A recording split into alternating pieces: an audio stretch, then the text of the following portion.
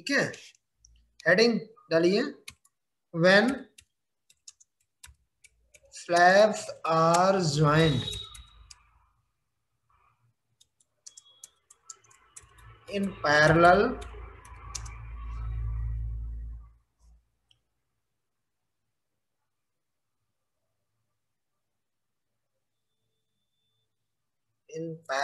way, जब slab कैसा हो, पैरेलल वे में ज्वाइन हो। ठीक, चलिए हम दो स्लैब बनाते हैं, पैरेलल वे में ज्वाइन करना है इसमें।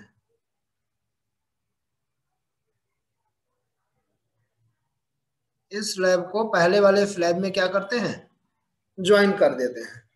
ठीक है, अब जब ज्वाइन करा देंगे तो हम देखते क्या हैं कि इस स्लैब की जो लेंथ होगी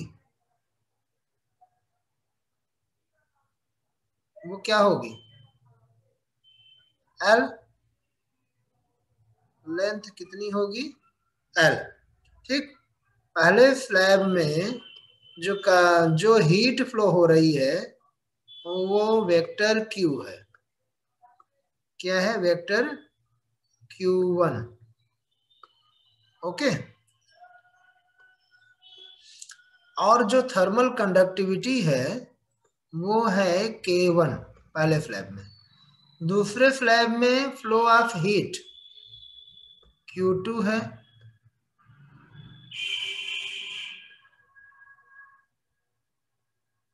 वेक्टर Q2, और थर्मल कंडक्टिविटी क्या है, K2 है। ओके, यदि यहीं पे एरिया ऑफ सरफेस पहले स्लैब का A1 और दूसरे स्लैब का एरिया ऑफ सरफेस क्या है, A2 हो।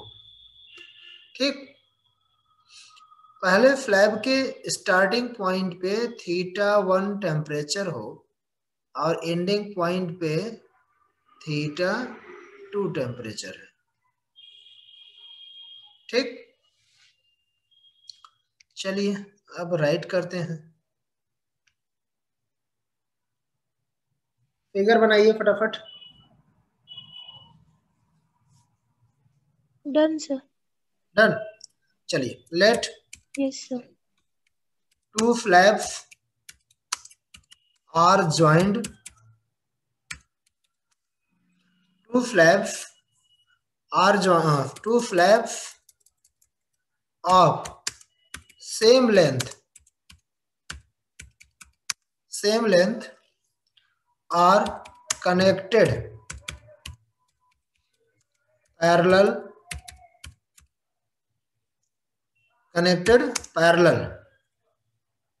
Let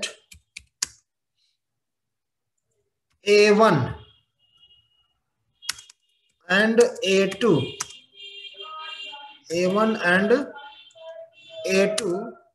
are their area of cross section. Area of cross section. And K1 and K2 are their thermal conductivity.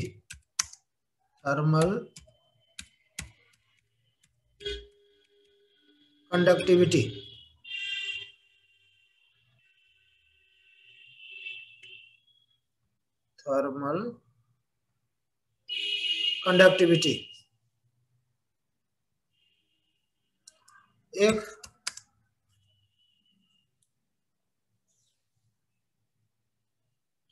heat is allowed to flow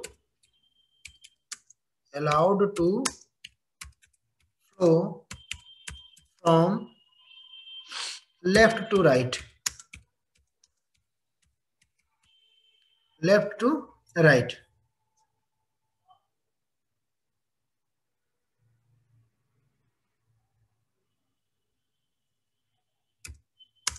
in steady state, in steady state.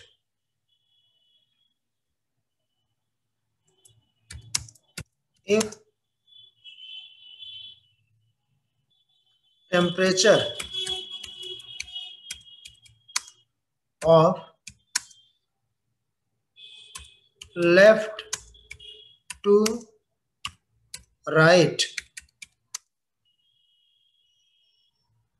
are θ1 and θ2,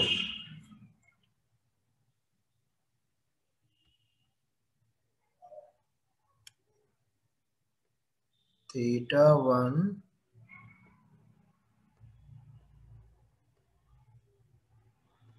and θ2.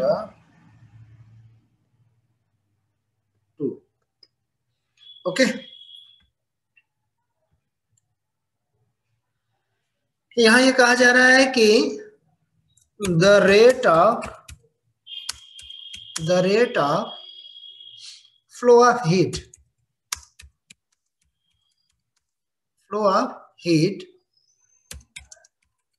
in the two slabs will be different. दोनों slab में जो rate of heat flow होगी वो क्या होगी, different होगी, ठीक है। देन फर्स्ट स्लैब में हीट फ्लो निकालते हैं, heat rate of heat flow in first slab.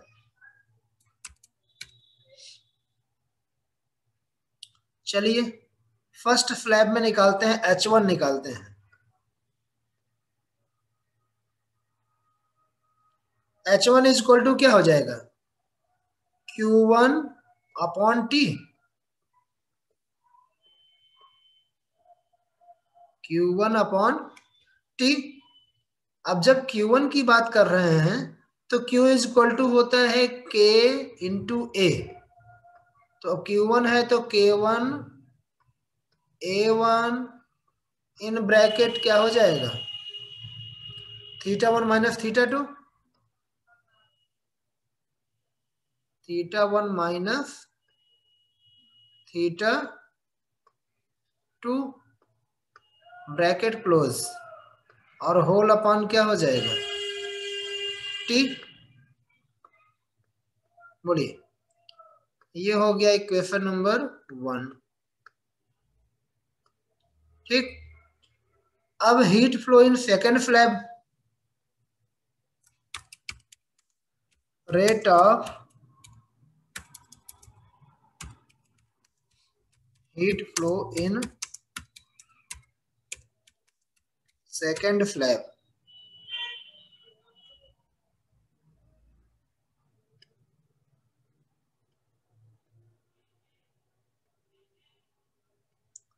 H2 is equal to क्या हो जाएगा, Q2 upon T, Q2 upon T। अब Q2 निकाल लीजिए, Q2 क्या हो जाएगा, K2 A2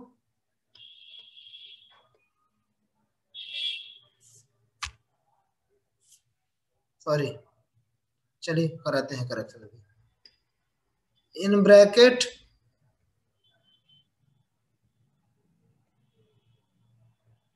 θ1 minus θ2 upon L।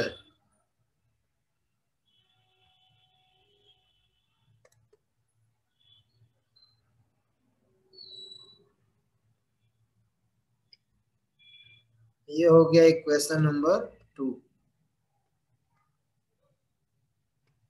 ठीक। अब ये कहा जा रहा है कि स्लैब कंबाइंड किया जा रहा है ना, देखिए rate of heat flow in combined flap. अब जब फ्लैप को कंबाइंड कर दे रहे हैं, जब फ्लैप कंबाइंड हो जा रहा है तो H हो जाएगा, H इज इक्वल टू क्या हो जाएगा, H1 plus H2, H1 plus H2। ठीक, चलिए अब H1 प्लस H2 रखते हैं, right down.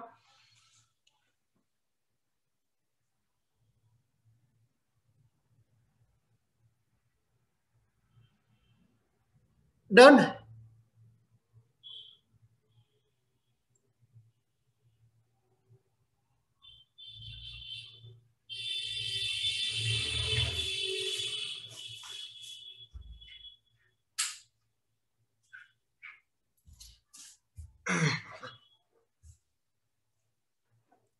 Done it.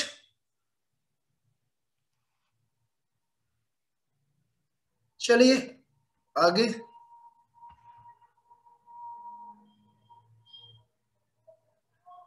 From equation 1 and 2, equation 1 और 2 से, अब इक्वेशन 1 और 2 को कंबाइंड करेंगे तो क्या हो जाएगा, H इज इक्वल टू बनेगा,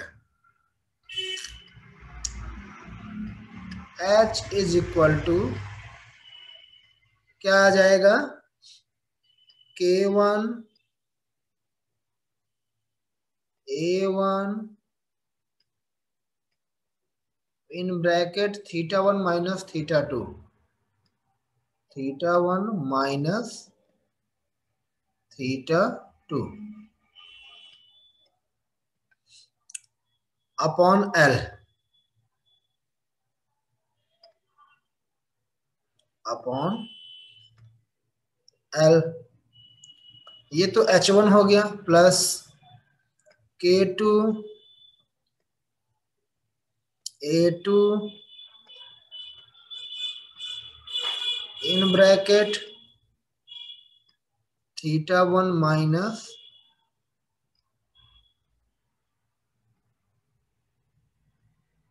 θ2 अपॉन L। ना अब इसको सॉल्व करते हैं, सॉल्व करेंगे तो हमें मिलेगा क्या, ऊपर θ1 माइनस θ2 कॉमन हो जाएगा, तो ये हो जाएगा K1 A1 plus K2 A2 whole upon L bracket में θ1 माइनस θ2। ओके, चलिए और इसको सॉल्व करते हैं तो क्या हो जाएगा भाई, इसको अगर हम अलग अलग करना चाहते हैं तो अलग अलग में हो जाएगा 1 अपॉन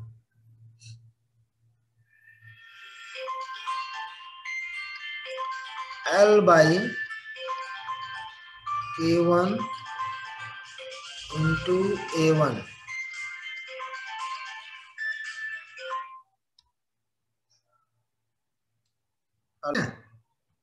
चलिए तो इसके बाद हम क्या करेंगे, 1 upon L upon K1 A1 plus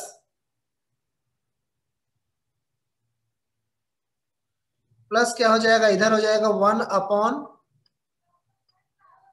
L upon K2 A2, K2 A2। इसको पूरे ब्रैकेट में रखिए, ठीक है, और बाहर देखते हैं तो क्या हो जाएगा, θ1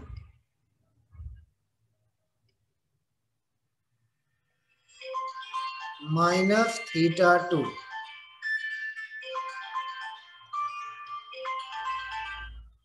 θ1 माइनस θ2। ओके, चलिए अब आप बताइए कि 1/L/K1 को हम R1 लिख सकते हैं।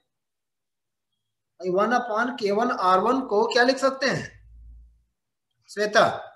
इसको लिखेंगे 1/, देखिए यहां हम जानते हैं क्या कि L/K1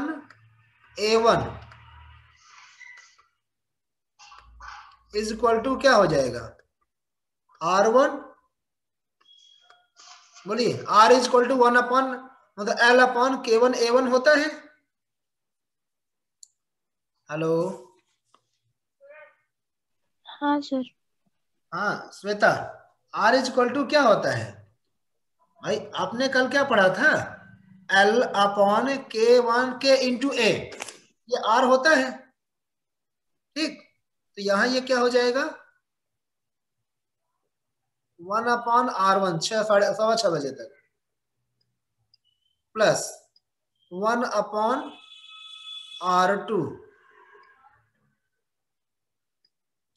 इसको ब्रैकेट में करेंगे और इधर क्या हो जाएगा θ1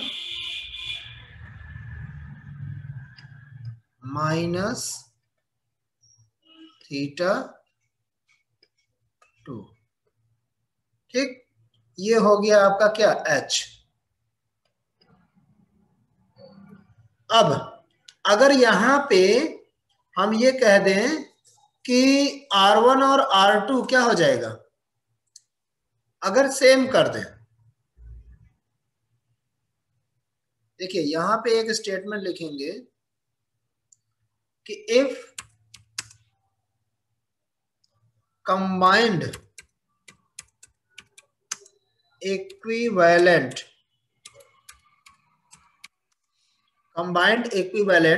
थर्मल रेजिस्टेंस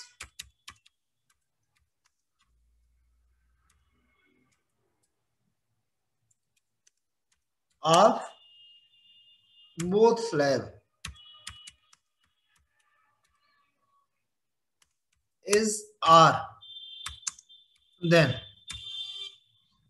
यदि R हो then हीट फ्लो क्या हो जाएगा, then H is equal to हो जाएगा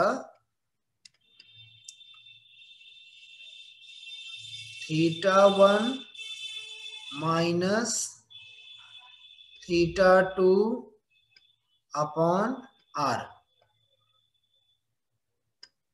आपने हाई स्कूल में एक इक्वेशन पढ़ा होगा कि 1/R is equal two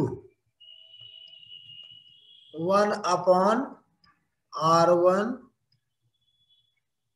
plus 1/R2 parallel combination में पढ़ा था।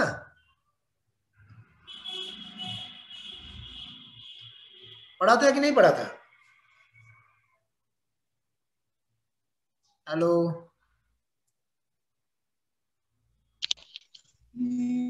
हाँ सर, आवाज आपकी फंस रही है इसलिए समझ नहीं आ रहा क्या बोल। अभी आ रही है आवाज?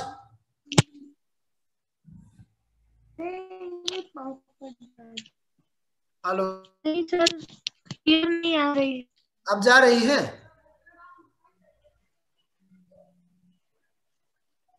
क्या सर? आवाज साउंड जा रही है?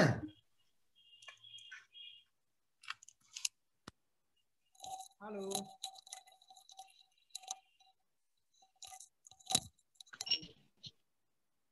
हेलो, हाँ श्वेता, हेलो, हेलो,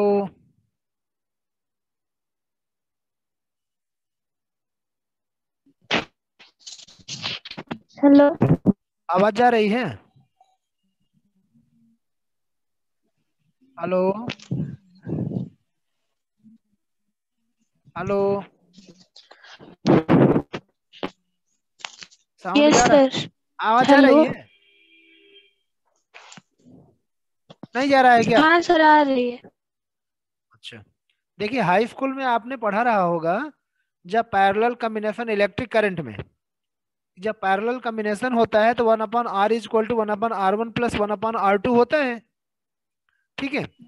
उस hello, so according to that we can say h is equal to θ1 minus θ2 upon r, okay, this will be, this is equation number 3,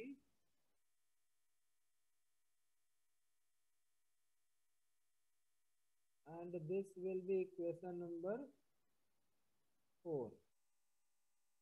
Now change the page.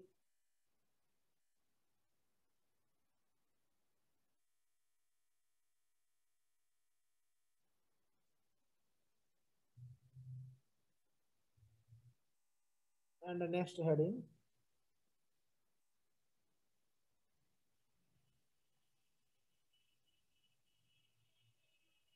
so we can say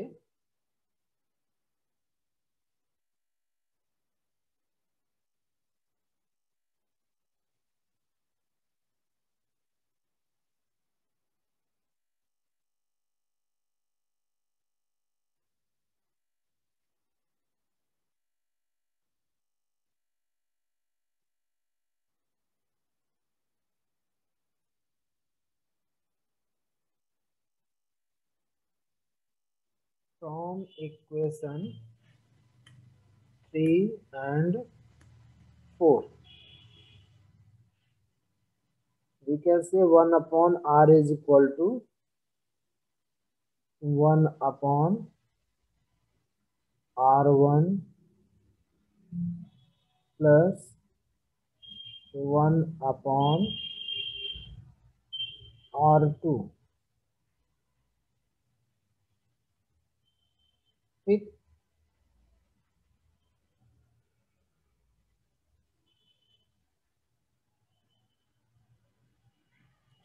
next heading is that equivalent thermal conductivity. आवाज आ रही है? Hello, हाँ sir अब आ रही है। अभी यार आ रही है सर। पूरी साउंड जग गई है ना? हाँ सर। चलिए, yes sir. Equivalent thermal conductivity,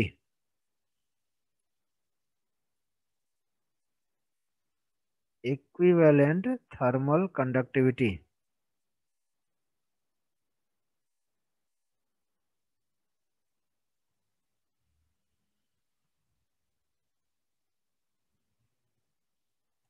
चलिए देखिए, if the equivalent thermal conductivity,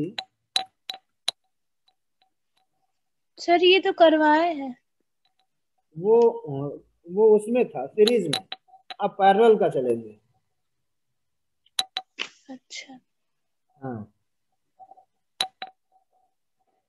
equivalent thermal conductivity of slabs is K.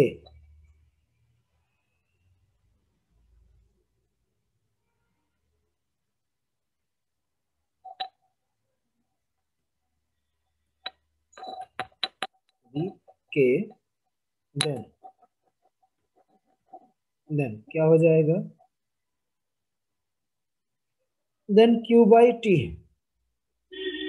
by H is equal to Q by T होता है, तो Q by T is equal to क्या होता है? K bracket में A1 plus A2, A1 plus A2 और theta difference θ1 minus θ2। भाई देखिए, जब इक्विवेलेंट की बात करेंगे तो दोनों एरिया अलग अलग है तो ज्वाइंट हो जाएगा। जब एरिया अलग अलग था, भाई सिंपल देखिए, ऐसे देखिएगा इधर, जब यहाँ पे K1 के स्थान पे K कर देंगे, इधर भी K कर देंगे, हाँ, थीटा 1 थीटा 2 कॉमन कर लेंगे तो क्या हो जाएगा, K1 के ब्रैकेट में A1 प्लस A2 हो जाएगा, ठीक। और अपॉन में क्या हो जाएगा, L, अपॉन में L। इसको जब सॉल्व करेंगे, ठीक है, अब इसको अगर हम कंपेयर करके सॉल्व करते हैं तो क्या हो जाएगा, यहां लिख लेते हैं, कंपेयरिंग फ्रॉम इक्वेशन 1, इक्वेशन 1 से इसको कंपेयर करते हैं। जब कंपेयर करेंगे तो हमें मिलेगा क्या, तो हमें हो मिल जाएगा क्या, के in bracket A1 plus A2, A1 plus A2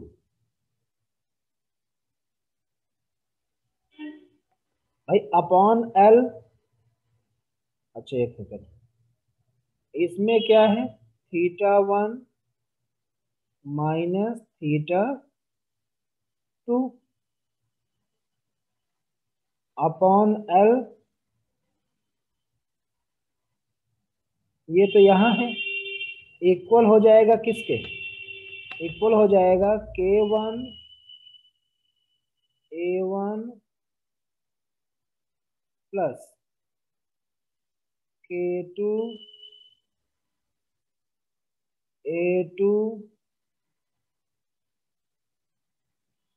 bracket में बाहर क्या हो जाएगा, θ1 माइनस θ2 दूसरे ब्रैकेट में होल अपॉन क्या हो जाएगा, L।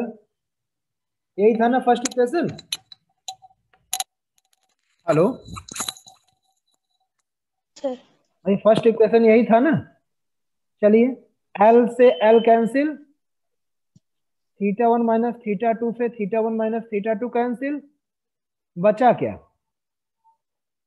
बचा आपके पास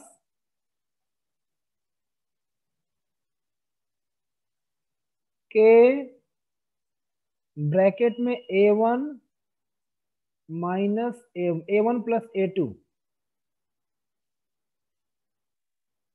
is equal to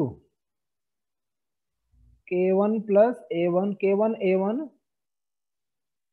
K1 A1 plus K2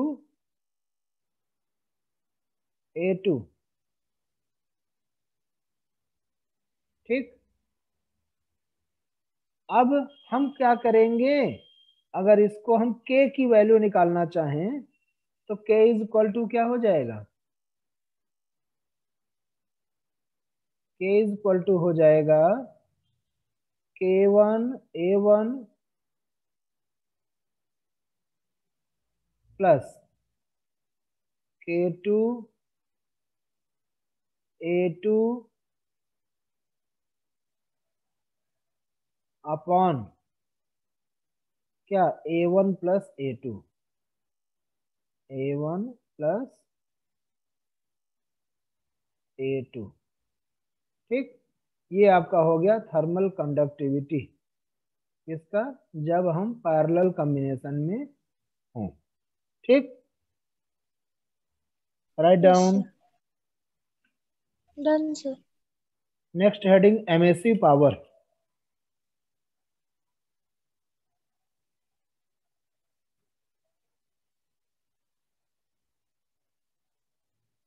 एमएसिव power.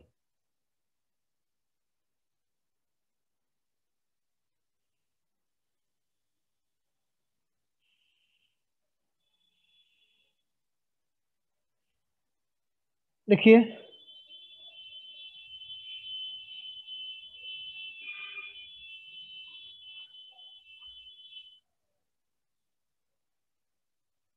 at a given temperature,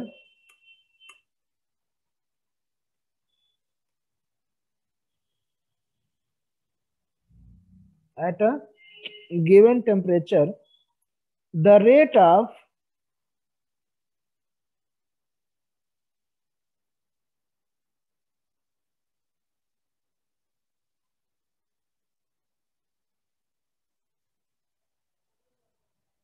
sorry, the total amount of radiant energy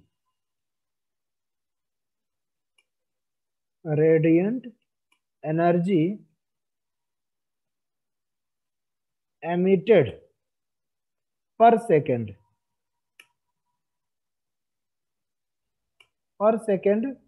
per unit of area,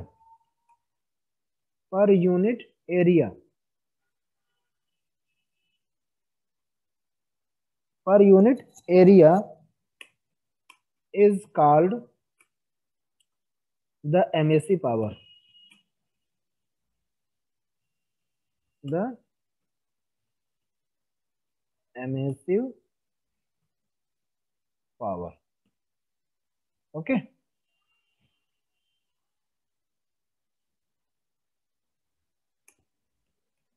Its unit is joule per second.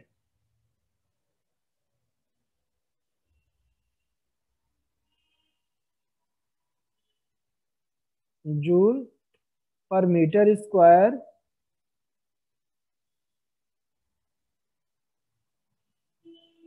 into second.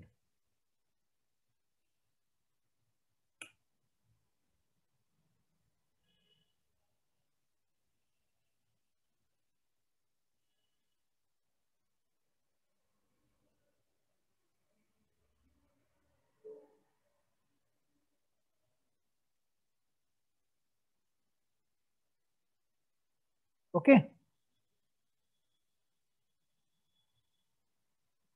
Next, spectral MAC power.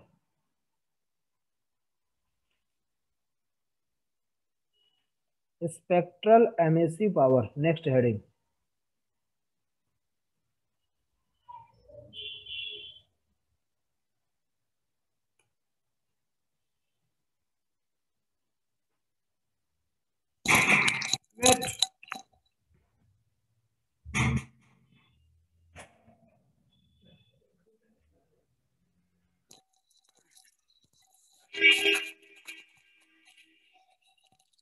Spectral MAC power.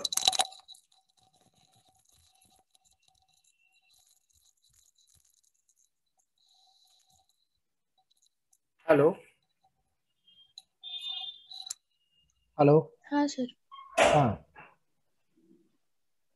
Heading डालिए spectral emissive power. ठीक है, देखिए the amount of radiant energy, the amount of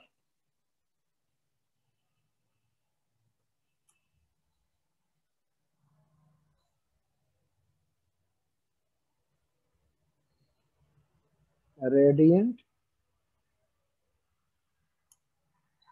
energy emitted per second.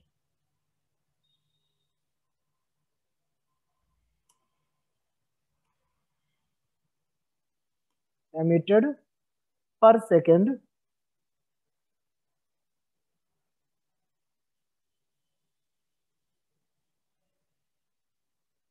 emitted per unit area of surface, per unit area of cross section या surface per second per wavelength, per unit wavelength, per unit wavelength is called spectral emissive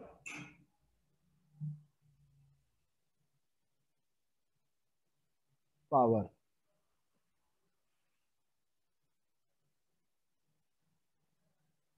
Spectral emissive power.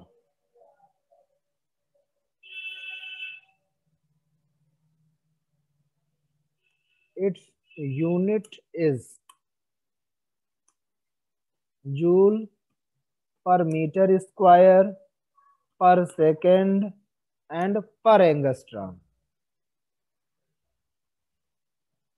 Joule per metre square per second and per angstrom. Okay, next absorptive power.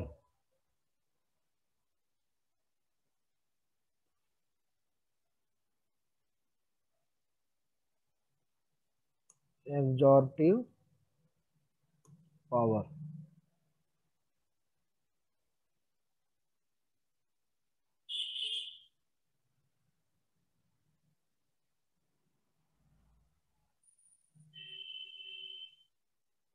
Absorptive power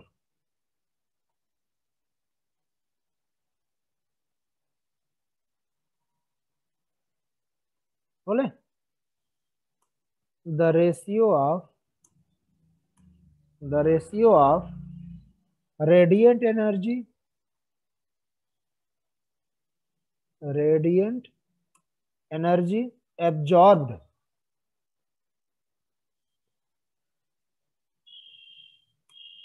absorbed by the surface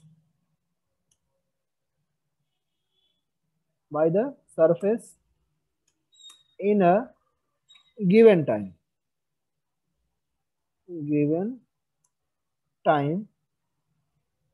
to the total energy radiant energy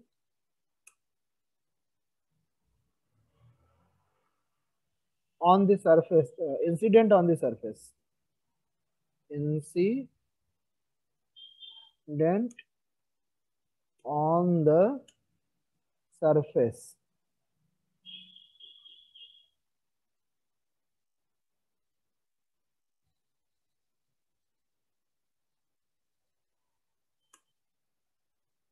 in same time is called absorptive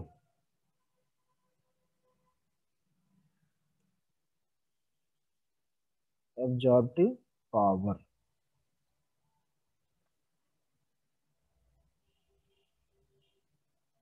चलिए, it is denoted by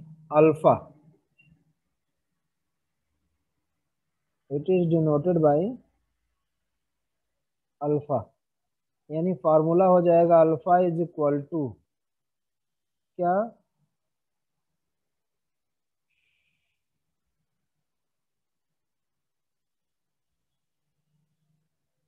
absorbed radiant energy upon total radiation on surface।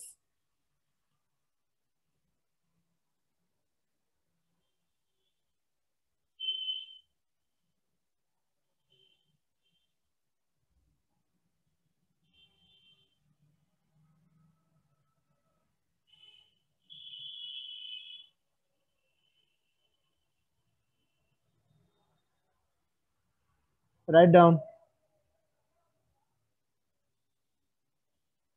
Done, sir. Next, spectral absorptive power।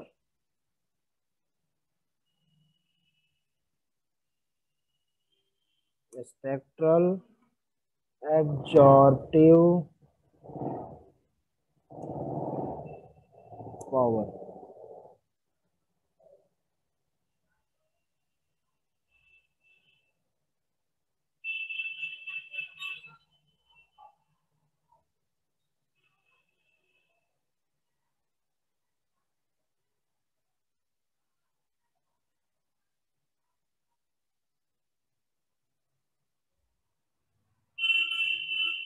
चलिए देखिए, the ratio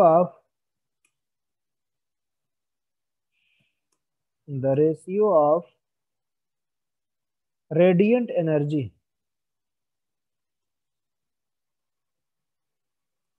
radiant energy absorbed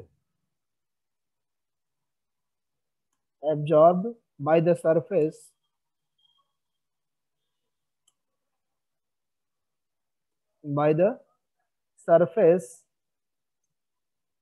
per unit area या per unit wavelength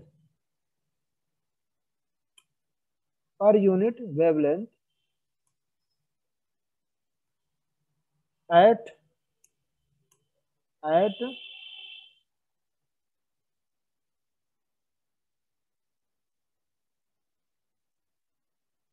wavelength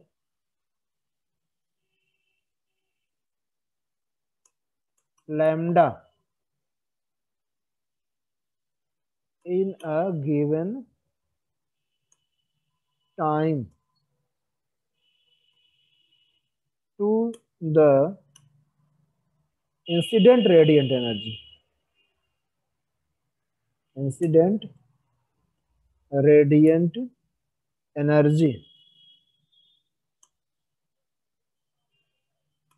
in that time is called spectral radiant energy. Sorry. Spectral absorptive power.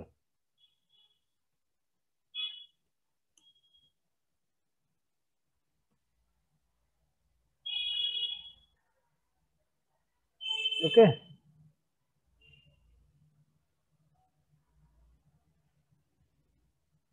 It is denoted by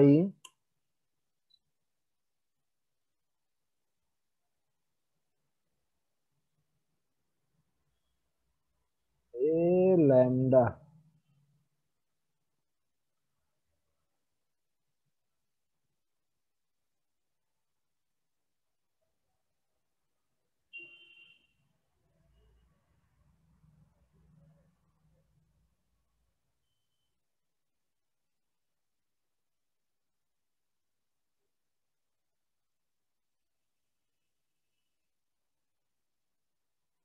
It is denoted by a lambda. Okay.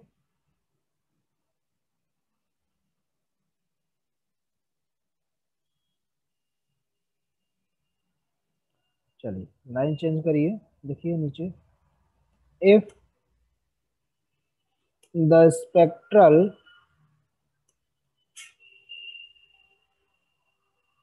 absorptive power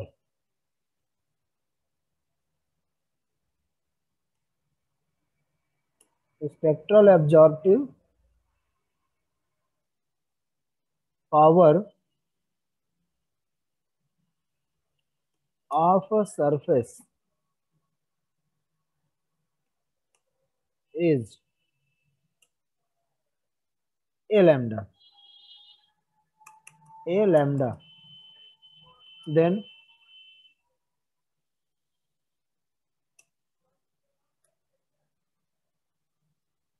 of the incident radiant energy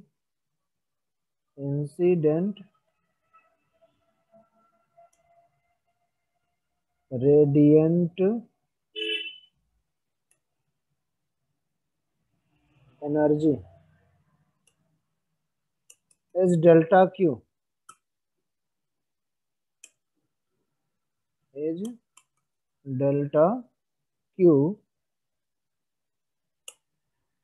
between the wavelength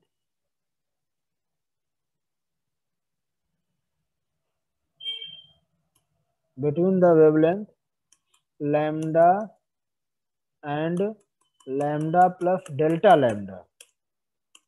Okay. The energy absorbed by the surface will be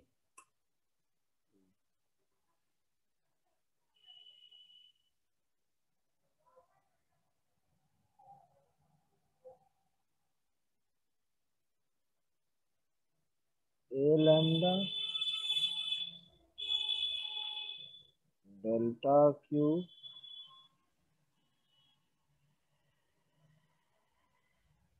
wavelength lambda and lambda plus delta lambda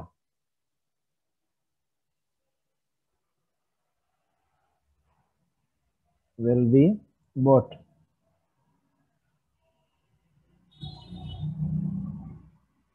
A lambda into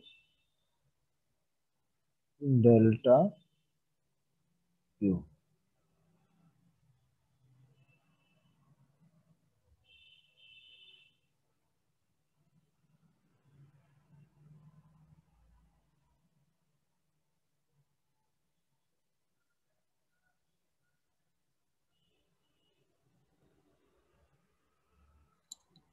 Right.